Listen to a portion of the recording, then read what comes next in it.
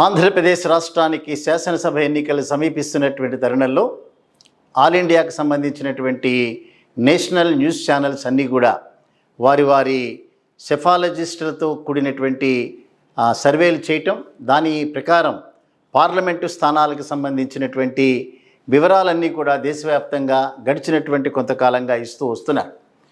మరొక 10-15 రోజుల లోపల ఈ నోటిఫికేషన్ వచ్చేటటువంటి సందర్భంలో అన్నీ కనుక సవ్యంగా ఉంటే 13-14 తేదీల్లో మాత్రమే నోటిఫికేషన్ రాబోతోంది. నోటిఫికేషన్ వచ్చిన తర్వాత ఇటువంటి సర్వేలు తీయటం అనేటటువంటిది కొద్దిగా ఇబ్బందికరమైనటువంటి అంశం కాబట్టి ఈ లోపలే అనేక న్యూస్ ఛానల్స్ అన్నీ కూడా సర్వే వివరాలు బయటపెడుతున్నాయి.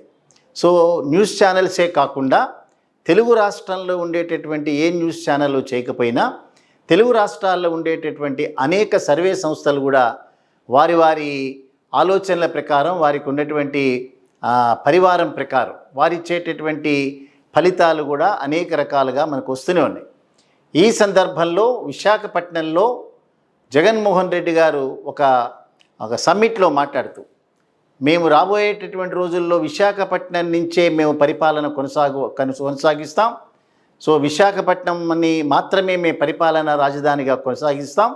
ఎన్నికలైన తర్వాత ప్రమాణ స్వీకారం కూడా విశాఖపట్నంలోనే చేస్తాం అనేటటువంటి ఒక కాన్ఫిడెన్స్తో కూడినటువంటి స్టేట్మెంట్ బ్యాక్గ్రౌండ్లో జరిగినటువంటి సర్వే వివరాలన్నీ కూడా మీ దృష్టిలోకి తీసుకొస్తాం. సో లోకల్గా ఉండేటటువంటి 2 సర్వే సంస్థలు చేసినటువంటి వివరాలన్నీ కూడా యథాతథంగా మీ ముందుంచుతాం. మొట్టమొదటిగా ఫోరెన్సిక్ ఎలక్షన్ సర్వే అనేటటువంటి వారు, అదే రకంగా వారే Bharat political research and survey institute అనేటటువంటి పేరుతో ఉండేటటువంటి ఇన్స్టిట్యూషన్ ఇది. సో వీరు గడిచినటువంటి కొంతకాలంగా దేశంలో ఉండేటటువంటి అనేక రాష్ట్రాల్లో జరుగుతున్నటువంటి ఎన్నికల్లో రాజకీయ పరంగా ఏ రకమైనటువంటి నిర్ణయాలని ప్రజలు తీసుకుంటున్నారు అనేటటువంటి వాటి మీద సర్వే చేస్తూ వచ్చారు. మొన్ననే గడిచినటువంటి తెలంగాణ రాష్ట్ర ఎన్నికల్లో కూడా వారు చెప్పినటువంటి సర్వే వివరాలు కూడా ఆల్మోస్ట్ వాస్తవానికి దగ్గరగా వచ్చేటటువంటి అంశాలు. వారు ఇచ్చినటువంటి సర్వే ప్రకారం భారతీయ జనతా పార్టీకి 0 నుంచి 3 స్థానాలు వస్తాయని చెప్పి అంచనా వేసినారు. వారికి 8 స్థానాలు వచ్చినాయి.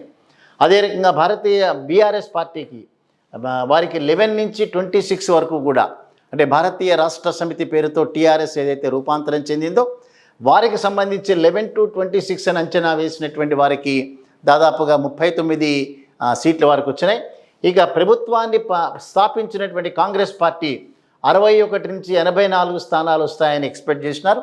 సో వారి అంచనా చాలా వాస్తవంగా దగ్గరకు వచ్చి 65 స్థానాలు కాంగ్రెస్ పార్టీ సాధించడం, ఎంఐఎం 3 నుంచి 5 స్థానాలు, సిపిఐ సిపిఎంకి 1 స్థానం వస్తుందని.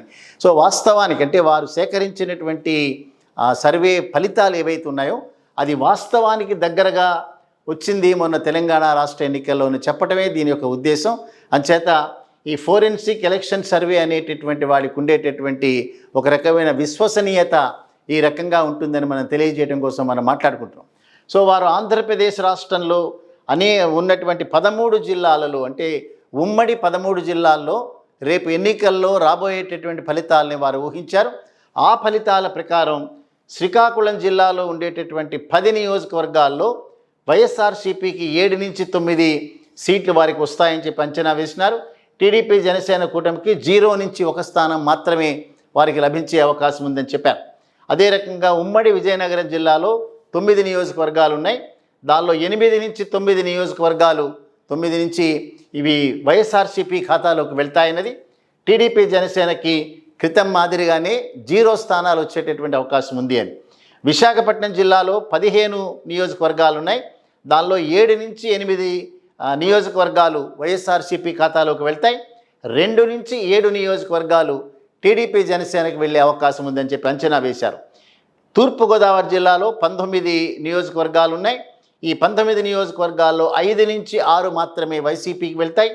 బట్ 6 నుంచి 13 నియోజకవర్గాలు జనసేన టీడీపీ ఖాతాలోకి వెళ్తాయనేటటువంటి మాట వారు చెప్పారు. అదే రకంగా పశ్చిమ గోదావరి జిల్లాలో 15 నియోజకవర్గాలు ఉన్నాయి. దానిలో 6 నుంచి 10 నియోజకవర్గాలు వైసీపీ ఖాతాలోకి, 2 నుంచి 5 నియోజకవర్గాలు టీడీపీ జనసేన ఖాతాలోకి వెళ్ళడానికి అవకాశం ఉందనేటటువంటి అంచనా ఫోరెన్సిక్ ఎలక్షన్ సర్వే చేసింది. ఇక కృష్ణా జిల్లాకు వచ్చేటప్పటికి 16 నియోజకవర్గాలు ఉన్నాయి.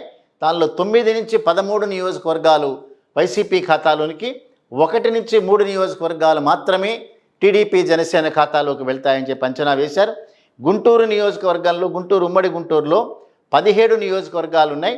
దానిలో 11 నుంచి 13 నియోజకవర్గాలు వైఎస్ఆర్సీపీ ఖాతాలోకి, 1 నుంచి 4 నియోజకవర్గాలు మాత్రమే టీడీపీ జనసేన కూటమి గెలిచేటటువంటి అవకాశం ఉందని చెప్పి వారి యొక్క సర్వే ఫలితాలు అంచనా వేశాయి. ప్రకాశం జిల్లాకు వచ్చేటప్పటికి 12 నియోజకవర్గాల్లో 8 నుంచి 10 నియోజకవర్గాలు వైసీపీ ఖాతాలోకి, 0 నుంచి 2 నియోజకవర్గాలు టీడీపీ ఖాతాలోకి వెళ్ళే అవకాశం ఉన్నాయి.